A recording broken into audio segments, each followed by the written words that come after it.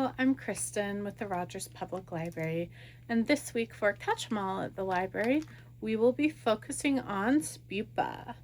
So in your craft packet, you will have some paint, a paintbrush, and some Model Magic, which is air dry clay. So the first thing we need to do is just open our container of Model Magic, and then we're just going to stretch it out and squish it back together and just play with it for a little bit. Because when you first start using it, it's going to break really easily, but the more you stretch it and squish it, the easier it will be to work with, the softer it will be, and the more pliable it will be.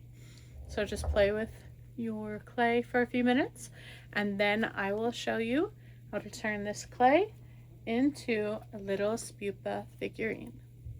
So once our clay is nice and stretchy and easy to work with, we're just going to pinch off a little bit.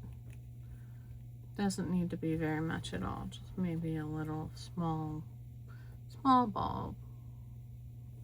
Set it to the side, and then divide the rest in half. And one half we're going to make into a ball.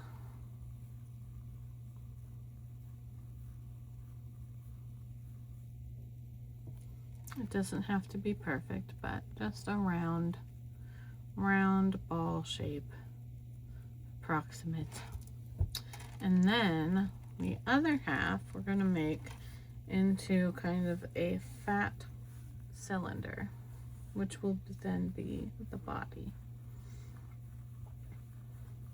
We can start it kind of as a ball and then roll it out just a little bit into an oval, and then we're going to set it onto a table or your hand and press down on the top to flatten it. Now it's kind of like a little marshmallow. We want it to be a little taller than that, so pinch it around gently all the way around the sides to make it a little taller. Then we're going to go around the bottom, or what will be the bottom, and just make little small pinches, pulling some clay out towards the outside. And that kind of looks like a little flower on the bottom. And then we're going to pinch those that we just pulled out, those little flower petal shapes, into little points.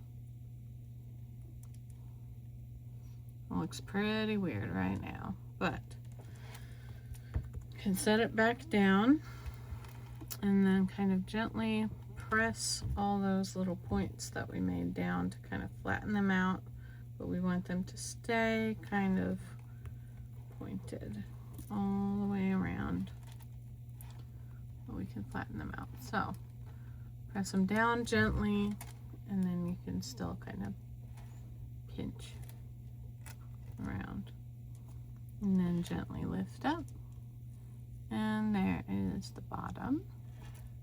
And then this is going to be our little scatterbug's body, and this round top part we made is going to be the head. So we'll just set that right on top. You can gently press down to connect the two pieces. You don't want to press down too much because we want to keep this head piece rounded. Now, you can set that down for a minute again.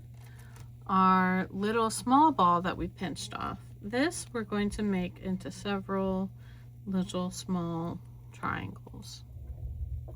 So we're just going to pinch off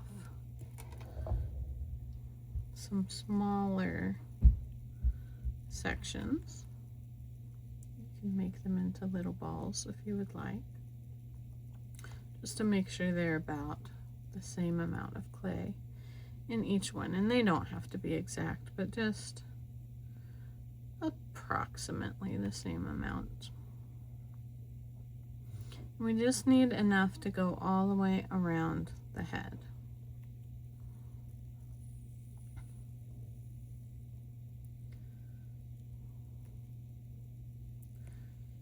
probably don't need too many, and depending on how large or small you want these to be, you could make a whole bunch of them, or you could just make a few.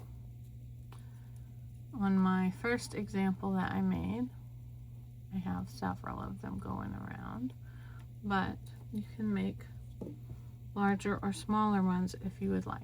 But once you have little small balls, and we're just going to kind of flatten it out, to pinch it between your thumb and your finger or fingers, and then we want to pinch towards the top, whichever side is going to be the top, and that will make it kind of more of a teardrop shape.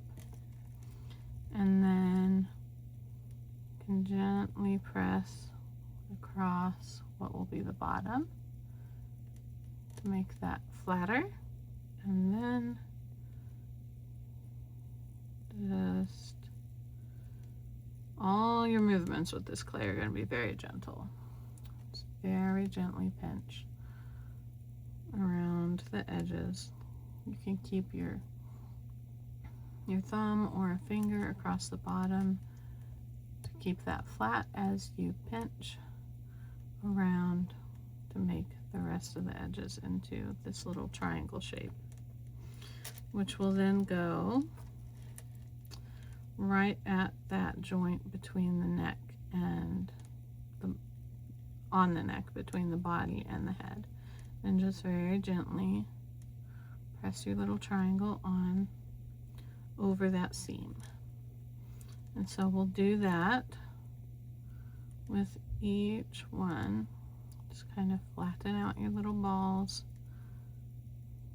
pinch along whatever side is going to be the top, and press gently across the bottom to make those triangles, and then gently press them onto your little sculpture right around that neck area.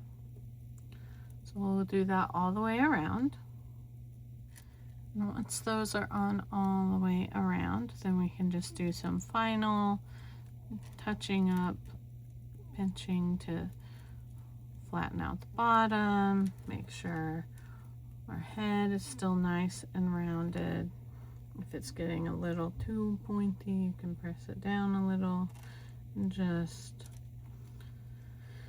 everything with this clay is just gently pinched to make it into the shape that you want it to be.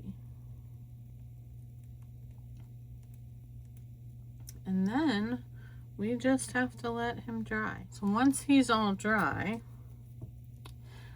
his body is mostly white. It just has these little squares and diamonds all around with black and red and yellow. So you can just paint those on. And then our little triangle spaces are white. But then his head, you're going to want to paint some yellow circles or ovals for eyes. And then his little yellow spots above his eyes, and then he's got these little yellow diamonds on his head going around the back down the center, and then we can just paint the rest black of his head, and then make some little black squares inside his eyes here. Now if you have markers and you would rather use markers, you can also do that. But I would wait for about 24 to 48 hours to make sure that our clay is all the way dry before you start painting or using your markers to color him in or to paint him. But that is our craft for this week. Thank you so much for joining me, and I will see you next week to make another Pokemon. Bye.